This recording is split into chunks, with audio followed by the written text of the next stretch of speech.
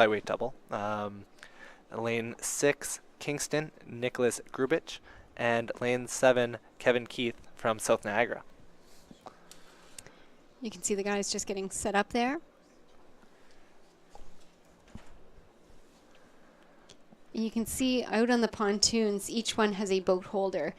Those are all volunteers, Brent. So they are typically they're younger athletes or siblings or friends who just want to get involved in the regatta, as well as my former roommate, Tiffany, who's out there just keeping an eye on everybody. This is, I think, a really exciting lineup. You see a lot of Canadian athletes, a lot of Canadian university athletes. Of course, you get the Craftsbury Sculler there in lane 4. Dominique Williams, he's actually a UPenn lightweight. So we get a lot of, these university athletes across North America, from the East Coast to the West Coast. They are off for the men's under 23 lightweight single. They're going to be racing down for the Theo Dubois Trophy.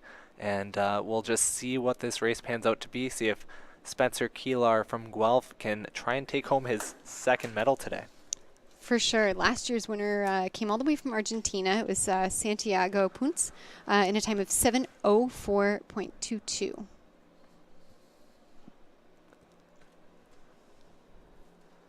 We definitely expect tight racing from the lightweight events. These guys all had to step on a scale this morning, and they are all within probably a fairly similar weight range, whether they're right at weight or maybe a little bit under. Yeah, so they will have had to weigh in at 72.5 kilograms. That's about 160 pounds. And they're going to have to do that every single day that they race. Great shot there. You've got Spencer Keeler from Guelph and Nick Grubich from Kingston in the blue. And Kevin Keith just taking a look over his shoulder in the yellow and black from South Niagara.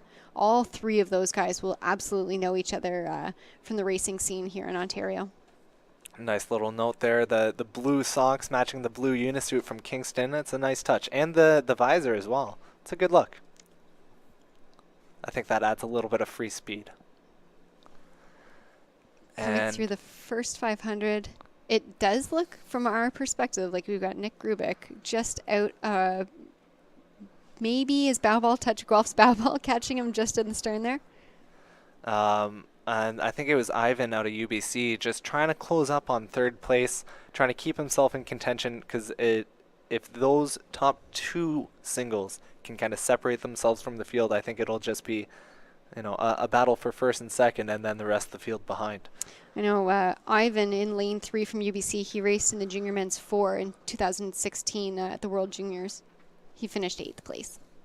All right, and I think that was coached by Greg Shipka, the next-gen coach here at Brock University. Mentioned him earlier. He's working with the under-21 program for this summer, so good standard. Greg will have also been regularly around.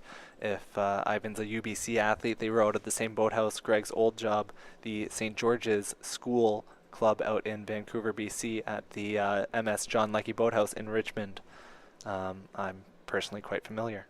You can really see Kevin there on the outside looking over his shoulder. He is not letting those other athletes on the inside lanes get anywhere away from him. He's got to kind of keep his foot on the gas out there. Grubich looking super comfortable. Yeah, lane 6, Nicholas from Kingston Rowing Club doing a really good job. I believe he was a competitor for Team Ontario at the Canada Summer Games last year. Grubich's actually originally from Leander in Hamilton. He was coached by Phil Marshall at Queen's and now by Rami Messerami and John Armitage. Excellent. So again, a local Southern Ontario athlete cruising here about the same gap he had over Spencer Keelar out of Guelph. Margin of error in terms of the split between them, just bow to stern. There's not much to give, especially in the single here. Those leads can change pretty quickly, but those two look to be fairly entrenched in the lead for first and second. They are racing towards the finish line for the Theo Dubois Trophy. Theo Dubois was an outstanding junior oarsman from Winnipeg.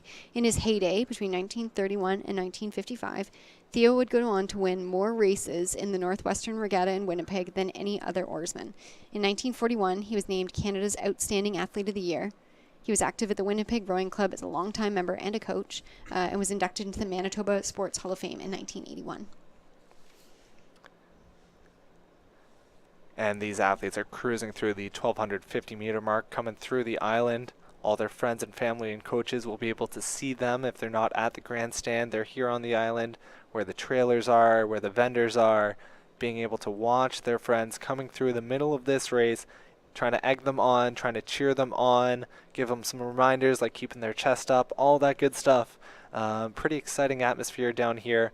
We'll see how much push, how much energy those athletes can feed off here at the island, because it's going to be another couple hundred meters once they get past the island, just before they're able to hear the crowd at the grandstand.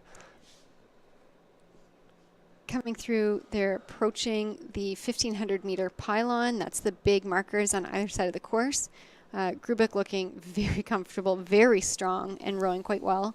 A little bit of wake there you can see as they rode through, but those are the things you have to kind of contend with on race day. Yeah, definitely. It is an outdoor sport, as you mentioned earlier. Conditions are not always flat. They're not always perfect. The athletes all doing a pretty good job hanging on, hanging in there. I would say out of Kingston, Nick Grubik doing a really good job despite the conditions, keeping it calm, keeping his boat moving forward.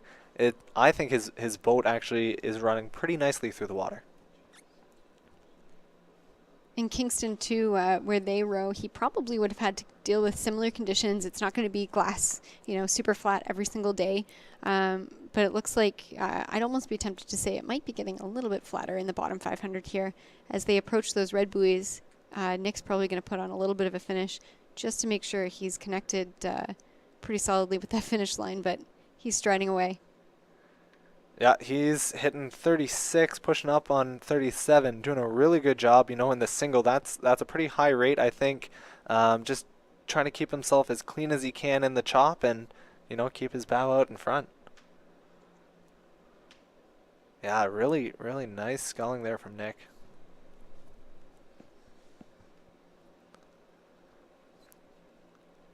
Yeah, you it does. See, just getting bounced around just a little bit. Maybe I was premature in saying it looked like it was getting a little bit flatter.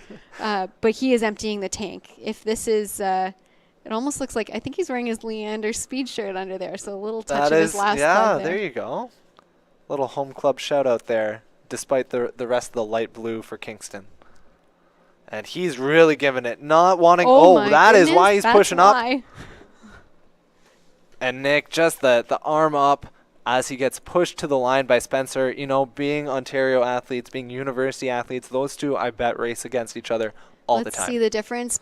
Half a second over top of Guelph. So that means Spencer Keeler, he went from a full bow length down. He pulled it back.